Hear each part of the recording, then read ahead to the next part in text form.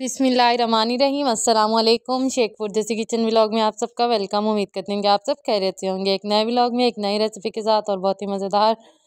आज हम बनाने जा रही हैं कीमा आलू मटर की बहुत ही मज़ेदार रेसिपी, जिसके लिए सबसे पहले हमने बीफ का आधा किलो कीमा लिया है, आधा किलो आलू लिए, उनको अच्छी तरह से काट लिया था, धो लिया था। और यहाँ पे एक पाव हमने मटर लिए हैं और उसके साथ हमने प्याज लिए, टमाटर लिए हैं और सब्ज़ मिर्ची ली और लहसुन अदरक का पेस्ट लिए। यहाँ पर हमने प्रेशर लिया, हम इसको प्रेशर में बनाएंगे और बहुत ही जल्दी बना लेंगे। उसके बाद हमने इसमें लहसुन अदरक का पेस्ट शामिल कर दिया है, 1 कप इसमें हमने पानी का शामिल कर दिया। जो हमने बीफ लिया था कीमा वो इसमें शामिल कर दिया। उसके बाद जो हमने 2 अदर टमाटर लिए थे, 3 से 4 हमने सब्ज़ मिर्चें ली थी और प्याज लिए थे, वो हमने इसमें शामिल कर दिए।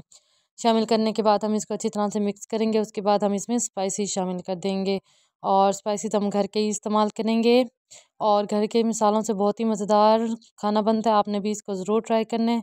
जिसके लिए सबसे पहले हमने 1 चम्मच नमक का डाला है और 1 चम्मच इसमें हमने पिसा हुआ धनिया डाला है और 1 चम्मच इसमें हमने लाल मिर्च पाउडर और 1 चम्मच इसमें हमने हल्दी पाउडर शामिल किया है।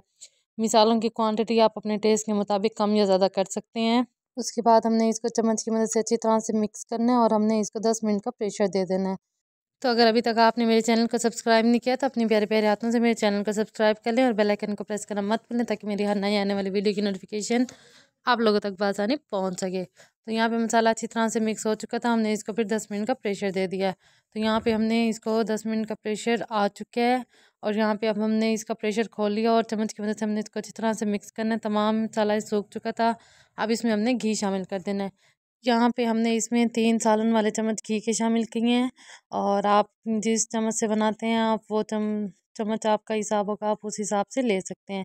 तो जब यहाँ पे घी नज़र आना शुरू हो जाएगा तो उसके बाद हमने इसमें मटर शामिल कर देना है। यहाँ पे देख सकते हैं किस तरह से माशाल्लाह से इसमें घी नज़र आना शुरू हो चुका है। उसके बाद हमने इसमें मटर शामिल कर दिए हैं। मटर हमने 1 पाव लिए थे, उनको अच्छी तरह से हमने छील लिया था और धो लिया था, वो हमने इसमें शामिल कर दिए। अच्छी तरह से मिक्स करने के बाद फिर हमने आधा किलो आलू लिए थे, उनको अच्छी तरह से धो लिया था, काट लिया था, हम वो इसमें शामिल कर देंगे और फिर हम इसकी अच्छी तरह से बुनाई कर लेंगे। याद रखना हमने इसमें गरम मसाला भी शामिल करना है। तो माशाल्लाह से यहाँ पे हमने इसमें गरम मसाला शामिल कर दिया है। हमने पिसा हुआ गरम मसाला लिया था, वो हमने इसमें शामिल किया। इससे खुशबू बहुत अच्छी आती है और ऐसा टेस्ट आता है जिस तरह हम देग वाला सालन बना रहे हों और खा रहे हों।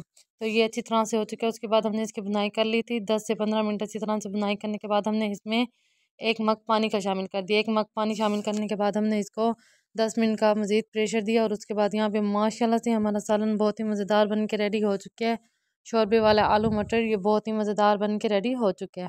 और अच्छी तरह से रेडी होने के बाद हमने फिर इसमें गरम मसाला शामिल कर दिया। उसके बाद हम इसमें सब्ज़ धनिया शामिल कर देंगे। ये बहुत ही मज़ेदार सालन बनता है, बहुत ही झटपट बन जाता है और अगर मेहमान आ जाए तो ये रेसिपी बहुत ही लाजवाब है सर्दियों के मौसम में।